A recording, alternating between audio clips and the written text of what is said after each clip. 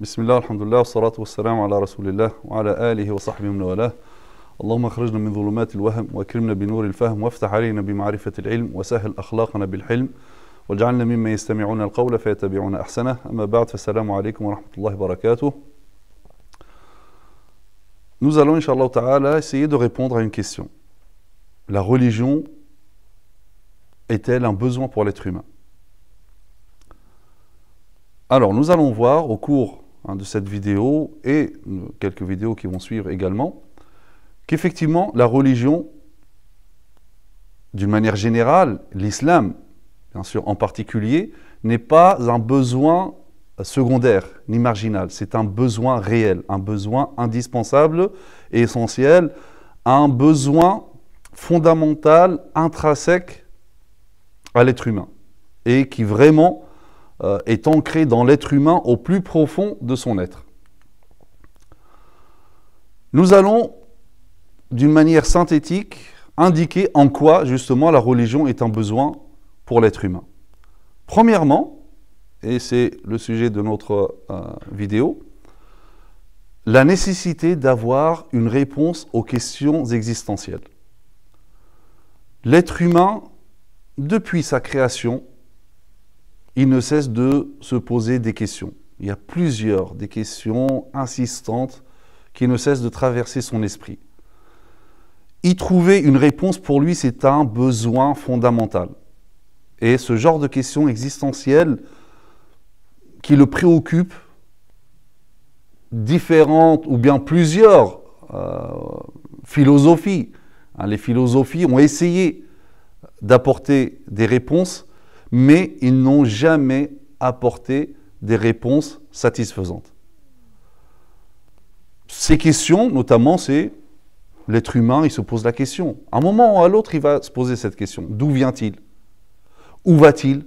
Pourquoi je suis là? Pourquoi? Quoi qu'il soit occupé par les besoins de ce monde, à satisfaire ses besoins mondains, il s'arrêtera un jour pour se poser ces questions. En fait, on peut prendre l'exemple de quelqu'un endormi. On va le prendre et on le met dans un train. Ce train-là, donc, il roule. Cet individu se réveille. On peut imaginer qu'il va avoir deux réactions. Soit il se réveille, bien sûr, dans ce wagon-là, on lui met tout ce dont il a besoin. Toutes les belles parures, toutes les belles choses de ce monde, toutes les distractions dont il a besoin, l'APS, etc. Il a tout ce qu'il faut. Il se réveille. Première réaction, il voit vraiment autour de lui tout ce qu'il veut, toutes ses distractions, ses loisirs. Il dit, bon, je suis là, en bas. Il ne se pose aucune question. Je suis là, c'est pour en profiter. Ou la deuxième réaction, je pense, vous avez commencé à vous poser ces questions. Il se réveille, il n'était pas là. Et il se pose la question, bien sûr, la réaction qu'on peut imaginer, c'est, tout d'abord, qu'est-ce que je fais là? Qui m'a mis ici? Pourquoi? Il voit le train en train de rouler, donc, à un moment, il se pose la question, je vais où comme ça? Quelle destination? Où il va s'arrêter? Les distractions qu'il y a dans le wagon ou les beaux paysages qu'il voit ne vont pas le distraire par rapport à ces questions.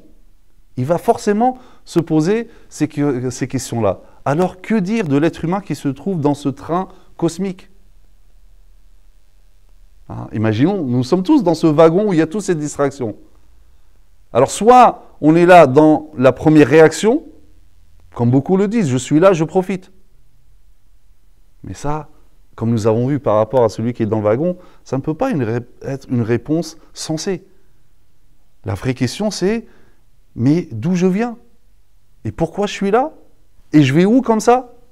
Donc à un moment, il faut se poser la question, c'est sûr. Donc l'être humain, il va forcément s'arrêter un jour et se poser ces questions éternelles.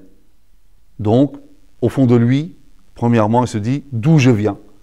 D'où vient cet immense univers autour de moi? Me suis-je créé tout seul, moi-même? Ou bien je suis l'œuvre d'un créateur? Et si c'est un créateur, qui est-ce? Quel est mon rapport à lui? Ce monde immense avec sa terre, son ciel ou ses cieux, les planètes, les animaux, les végétaux, tout ça, ça a été créé seul? Ou est-ce que c'est l'œuvre d'un créateur, ordonnateur? Première question. L'autre question, c'est, je vais où comme ça? Qu'y a-t-il après cette vie? Il y a la mort. Après la mort, est-ce qu'il y a quelque chose? Quelle destination après ce bref voyage sur Terre? Est-ce que l'histoire de la vie se résume ainsi, c'est-à-dire voilà, des matrices qui propulsent, on est né, et une Terre qui engloutit, et après, il n'y a plus rien? Même rationnellement, on se dit, mais comment la fin, donc des gens, des êtres qui sont bons, purs, qui se sont sacrifiés pour les autres, ils vont sortir de ce monde, ils vont avoir la même fin que ces gens mauvais, cupides, qui eux ont sacrifié les gens pour leurs intérêts. Ils ont la même fin. Le premier qui est sorti de là, qui n'a pas été récompensé pour ce qu'il a fait. L'autre, il sort de là, il n'a pas été jugé. Il y en a qui se font prendre, d'autres pas. Et là, on se dit, non, là, il y a un goût d'inachevé, c'est pas possible. C'est comme lorsqu'on regarde une série, on regarde un film, le premier, ça s'arrête, dit non, c'est pas possible, il y a forcément une suite. Ou dans l'entracte d'une pièce de théâtre, ça s'arrête, dit non, c'est pas possible, ça s'arrête là, il y a forcément une suite. C'est comme ça, cette vie. Et même si nous prenons les lois révélées, regardons par exemple la loi du talion. Une âme contre une âme. Ça, c'est quelqu'un qui a porté atteinte à la vie d'une personne innocente, injustement, par pure agression. Il y a la loi du talion. Une âme contre une âme. Ça, c'est sa sanction ici-bas. Et celui qui a tué des dizaines, des centaines, des milliers, comme certains tyrans, ici-bas, la sanction serait nefs ben nefs. On ne peut pas l'exécuter plusieurs fois. Bien sûr, par un jugement. Donc, on se dit, non, cette justice-là, quelle que soit cette justice-là, ici-bas, ce n'est pas suffisant, certainement. Et ça ne peut pas finir comme ça. Forcément, il y a une suite après. Donc, forcément, il y a une autre vie dans laquelle chacun sera récompensé en fonction de ses actions. Troisième question, c'est pourquoi l'homme existe-t-il?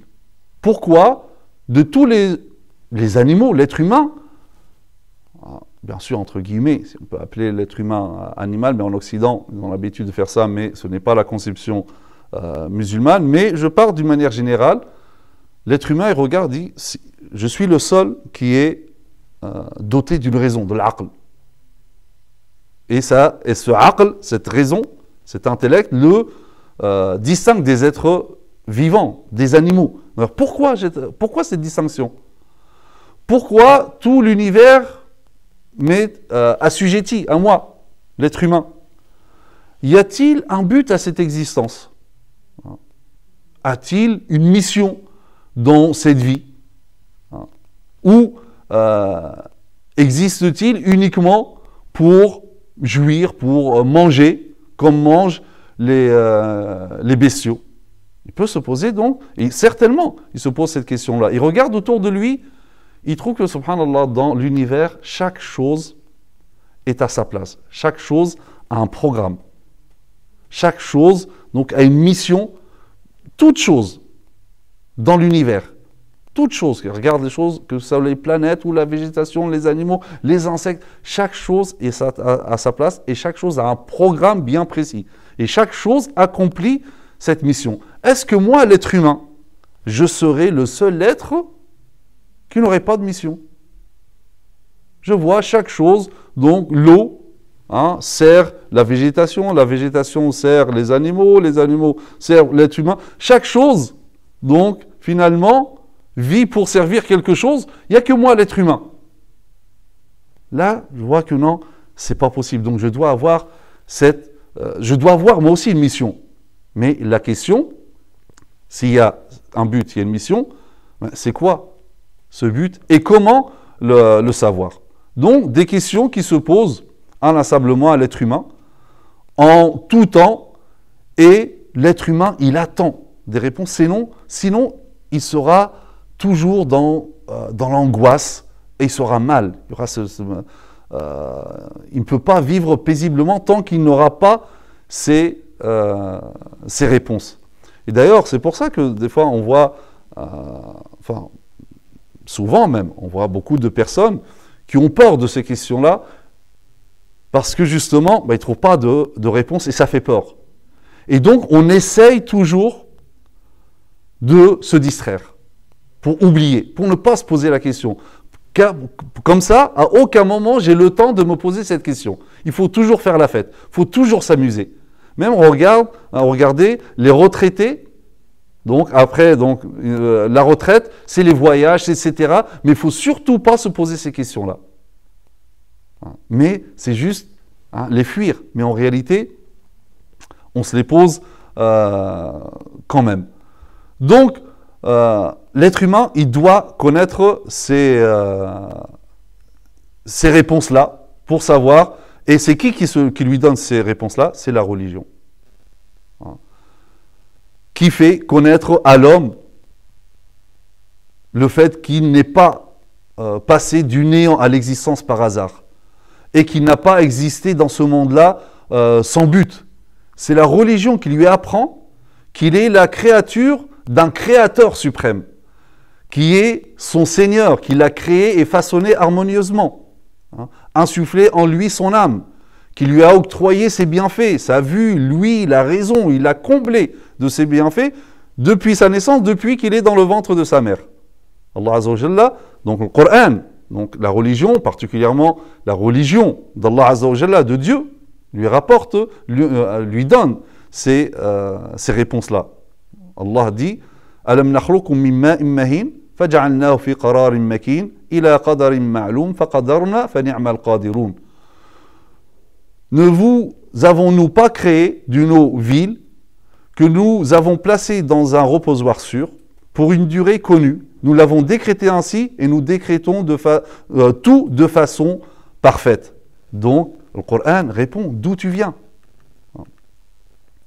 الذي أحسن كل شيء خلقه وبدأ خلق الإنسان من طين ثم جعل نسله من سلالة من ماء مهين.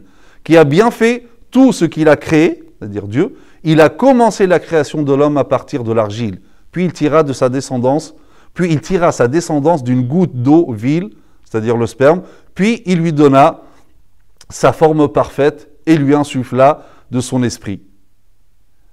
Il vous a assaini, donc lui, les yeux, le cœur, que vous êtes peu reconnaissant. Donc Dieu a créé l'être humain, à l'origine, donc il a créé de terre, puis ce dernier s'est produit à partir donc du premier être humain qui est Adam alayhi salam. Dès sa première création, comme nous dit Allah Azza wa Jalla, l'être humain fut créé sous sa forme la plus parfaite. De même l'univers, l'être humain lorsqu'il regarde l'univers autour de lui, il doit savoir que cet univers ne lui est ni étrange ni ennemi. Comme lui, cet univers est une créature de Dieu. L'univers n'évolue pas comme ça d'une manière aléatoire, sans programme, sans respecter aucune norme. Tout ce qui s'y trouve est agencé d'une manière parfaite. Tout y répond à des normes précises, en parfait équilibre et harmonie. Donc, et c'est une grâce d'Allah Azza wa Jalla. Allah Azza wa Jalla dit Alladhi khalaqa fasawwa walladhi qaddara fahada. C'est lui qui a créé et agencé harmonieusement, qui a déterminé et guidé. Donc, il a créé, il a déterminé la mission de chaque chose, le programme de chaque chose dans l'univers. Pour ça, le Coran nous appelle à contempler l'univers, justement, pour voir tout cet agencement, ce programme. Car ça renvoie au Créateur. Inna fi khalqis samawati wal ard wa ikhtilafil layli wan nahari la ayatin li ulil albab. En vérité, dans la création des cieux et de la terre, et dans l'alternance de la nuit et du jour, il y a certes des signes pour les doués d'intelligence. Donc, c'est la religion donc, qui donne réponse à l'être humain à toutes ces questions. Hein. Où ira-t-il après la mort, hein, en lui faisant savoir que la mort, finalement, n'est pas synonyme du néant.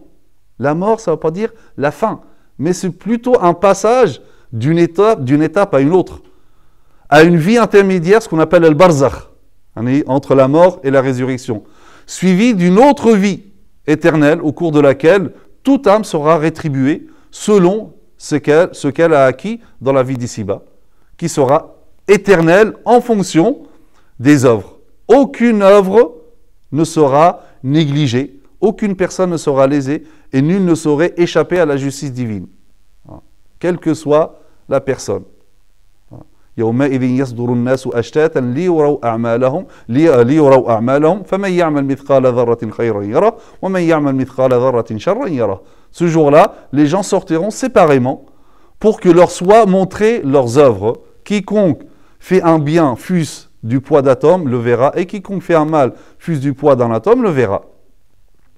Ya ayyuhal insanu innaka kadihun ila rabbika kadahan famulaqih. Ô homme, toi qui t'efforces vers ton Seigneur sans relâche, tu le rencontreras alors. C'est ça. Tu vas où? Tu vas vers ton Seigneur. Allahu yabda'u al-khalqa thumma yu'iduhu thumma ilayhi turja'un. C'est Allah qui commence la création. Ensuite, il la refait, la résurrection. Puis vers lui, vous serez ramenés. Thumma ila rabbikum marji'ukum fayunabbi'ukum bima kuntum ta'malun. Ensuite, vers votre Seigneur sera votre retour. Il vous informera alors de ce que vous faisiez. Donc, ces versets-là déterminent, et bien d'autres bien sûr dans le Coran, déterminent clairement l'avenir de l'être humain. La destinée de l'être humain après la mort, à savoir qu'il retournera vers Dieu, vers son Créateur, pour lui rendre des comptes sur tout ce qu'il a fait, tout ce qu'il a accompli sur terre. Ainsi, sa demeure éternelle, le paradis ou l'enfer sera en fonction de ses œuvres. L'homme saura donc qu'il a été créé pour l'éternité. Par la mort, il ne fait que passer d'une demeure à une autre. Donc, finalement, c'est la religion qui fait savoir à l'être humain pourquoi il a été créé, pourquoi il a été honoré par cette raison, et il a été préféré à toutes les autres créatures.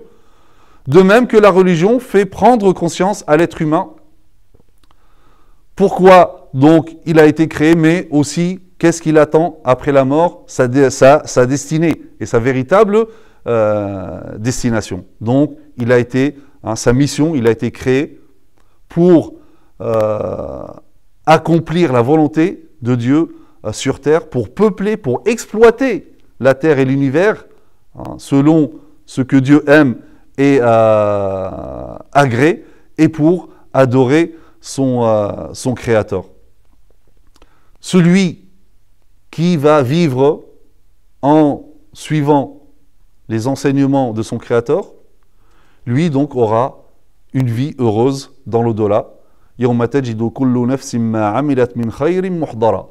Le jour où chaque âme sera ou se trouvera confrontée avec ce qu'elle aura fait de bien, mais aussi, bien sûr, et ce qu'elle aura fait de mal.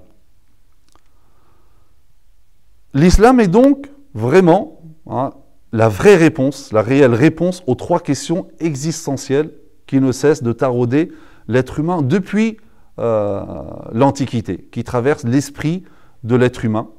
Donc, d'où, pourquoi et vers où, ou autrement dit, d'où je viens, pourquoi suis-je là et où vais-je? En réalité, celui qui vit en abstraction de ces questions-là, ou lorsqu'il ne trouve pas ces questions-là, il sera en réalité quelqu'un de malheureux. Quel que soit le niveau de vie qu'il peut avoir, mais il sera toujours au fond de lui quelqu'un de malheureux.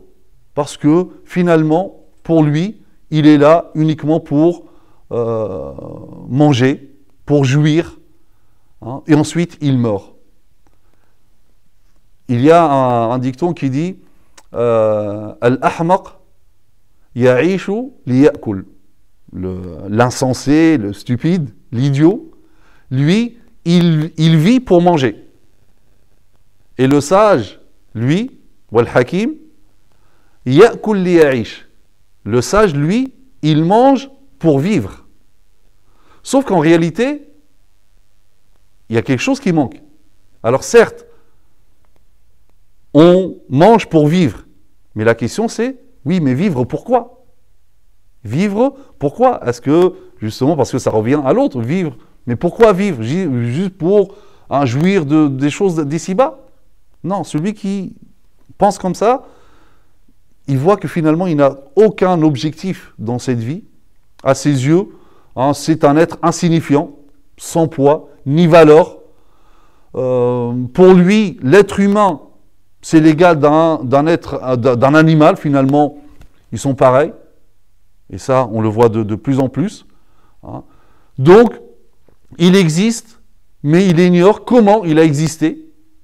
Il existe, mais il ne sait pas comment il a existé et qui l'a créé. Il vit et ne sait pas pourquoi il vit. Il meurt, il ne sait pas pourquoi il meurt.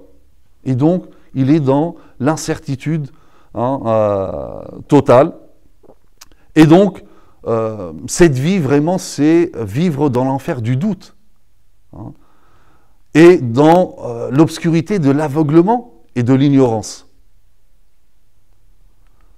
Et là, cet homme, cet être humain, va se sentir vraiment mal, parce qu'il y a une très grande différence entre quelqu'un qui sait où il va, il sait qui il est, d'où il vient, sa mission sur Terre est claire, il connaît sa destinée, et quelqu'un que finalement, il est complètement perdu, il ne sait pas où il est, qu'est-ce qu'il a mis ici, où il va.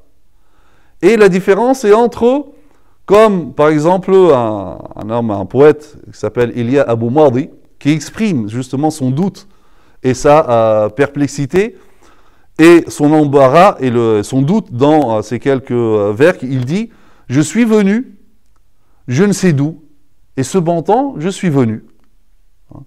Et j'ai aperçu devant moi une route, et j'ai marché. Et je continuerai de marcher, que je veuille ou m'y refuse. Comment suis-je venu? Comment vis-je ma route? Je ne sais point. Suis-je nouveau? Suis-je ancien, moi, au sein de cette existence? Suis-je libre, sans entrave, ou prisonnier dans les liens? Est-ce que je me dirige moi-même, ou suis-je dirigé? Je souhaite savoir, et cependant, je ne sais point. Et ma route? Qu'est donc ma route? Elle est longue? Elle est courte? Est-ce que je monte ou je descends pour disparaître? Est-ce moi qui vais sur la route ou est-ce la route qui va? Est-ce moi qui vais sur la route ou est-ce la route qui va? Ou sommes-nous fixes tous deux? Quand le temps court, je ne sais point. Regardez ce doute. Comment quelqu'un peut vivre comme ça? Différence entre quelqu'un qui, lui, en toute sérénité, dit « La mort n'est rien d'autre qu'un voyage. » Sauf que c'est un voyage de la demeure éphémère vers la demeure éternelle. Omar ibn Abdel Aziz, l'un des califes omeyyades, disait « Innama khuliqna lil abad » Nous sommes en réalité créés pour l'éternité. « Innama nunqalu min darin ila dar » Nous sommes seulement déplacés d'une demeure à une autre. De cette demeure éphémère vers l'au-delà. Mais sinon, on est créé pour l'éternité. Ainsi, le besoin de religion, en conclusion, émane tout d'abord d'un besoin personnel de l'être humain pour se connaître lui-même, de connaître les plus grandes vérités de l'existence. Donc, c'est vraiment un besoin fondamental, un besoin essentiel pour avoir ces réponses. Sinon, l'être humain sera malheureux et il vivra une vie de doute et une vie vraiment très pénible. Donc voilà, par rapport à ce premier point, la prochaine fois, on verra encore un autre point qui fait en sorte que la religion est un besoin pour l'être humain, qui est donc le besoin inhérent à la nature humaine, le fitra. Ce besoin de religion est inscrit dans notre fitra, dans notre nature humaine. C'est ce que nous allons développer la prochaine fois, Inch'Allah ta'ala. Subhanakallahum bihamdik. Nashhadu an la ilaha illa anta nastaghfiruka wa natubu ilayk. Wa sallallahu ala sayyidina Muhammad wa ala alihi wa sahbihi wa sallam taslima. Wassalamu alaykum wa rahmatullahi wa barakatuh. مولاي صل وسلم دائما أبدا على حبيبك خير الخلق كلهم.